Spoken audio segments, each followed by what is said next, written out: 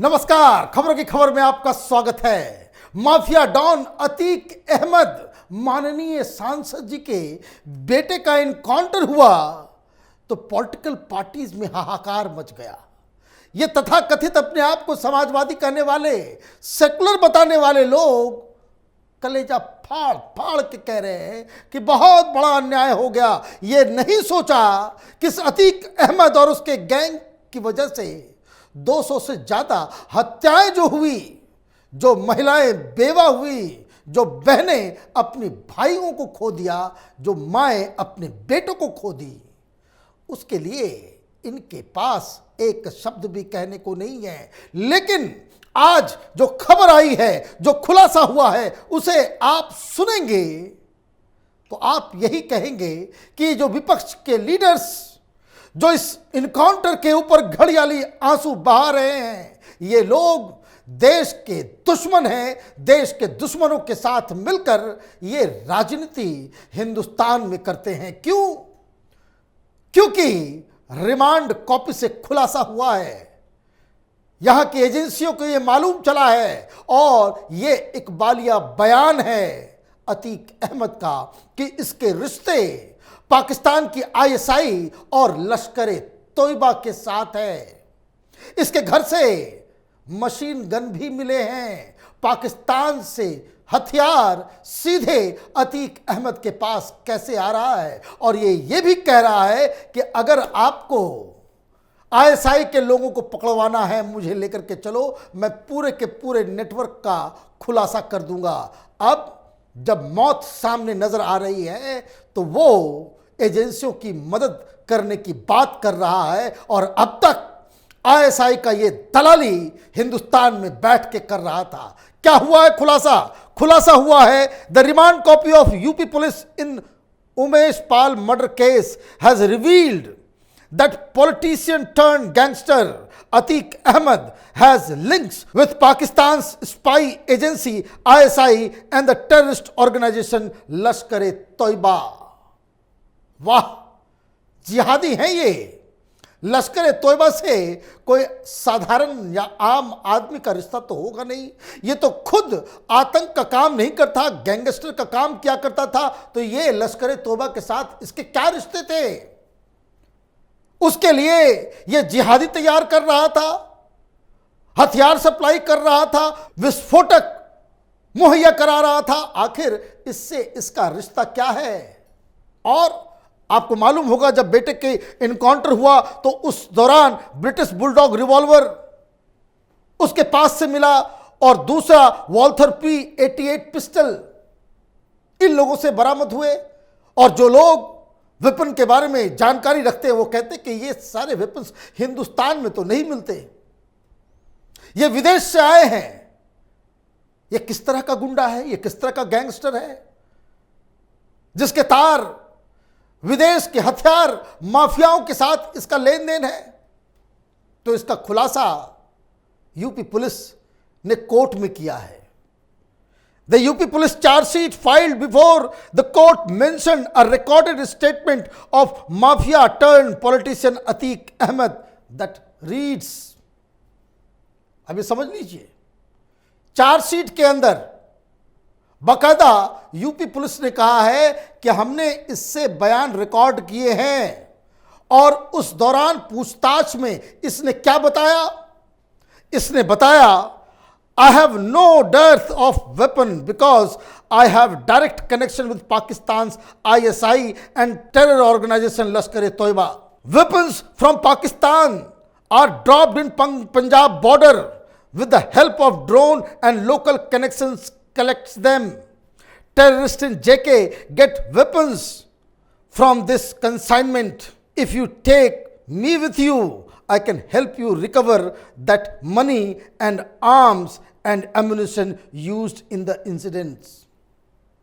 अब ये बताइए, ये खुद बता रहा है, कल की खबर है कि पाकिस्तान से एक ड्रोन आया, आर्मी वाले बॉर्डर पे थे, उसको मार गिराया, और वहां से 2 लाख रुपए और AK-47 के कारतूस उसके साथ बरामद हुए हैं।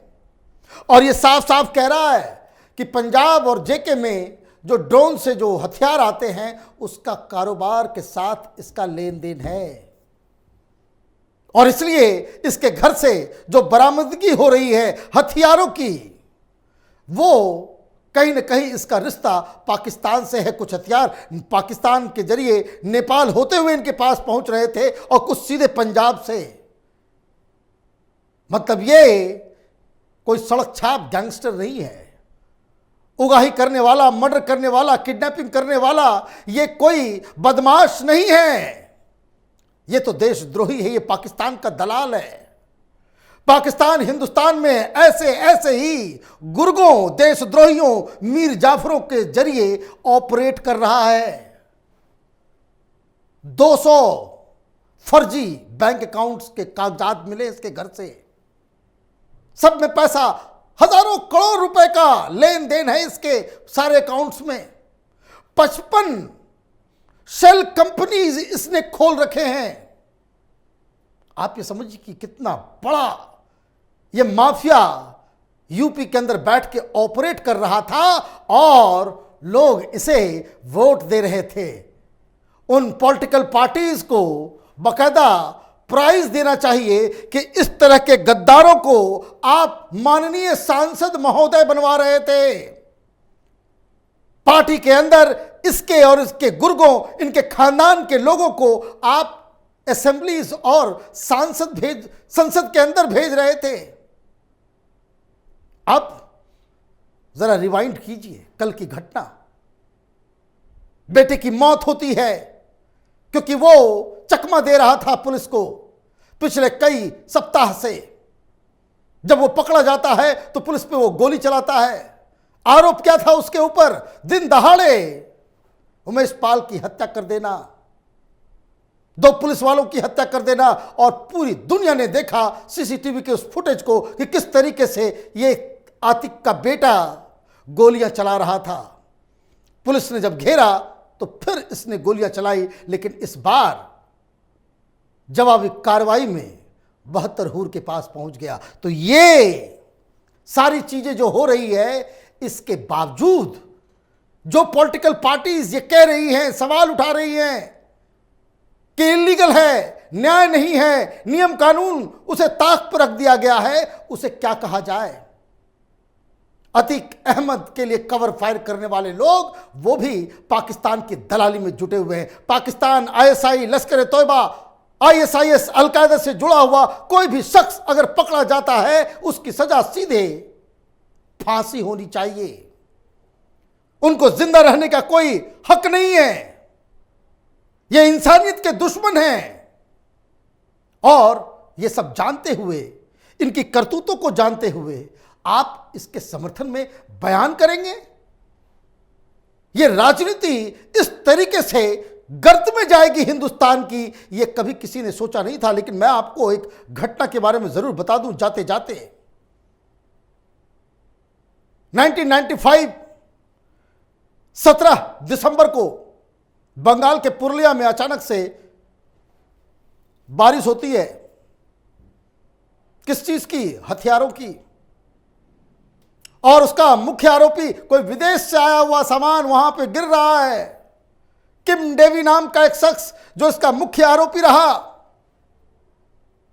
और वो पकड़ा नहीं जाता, बच के भाग जाता है।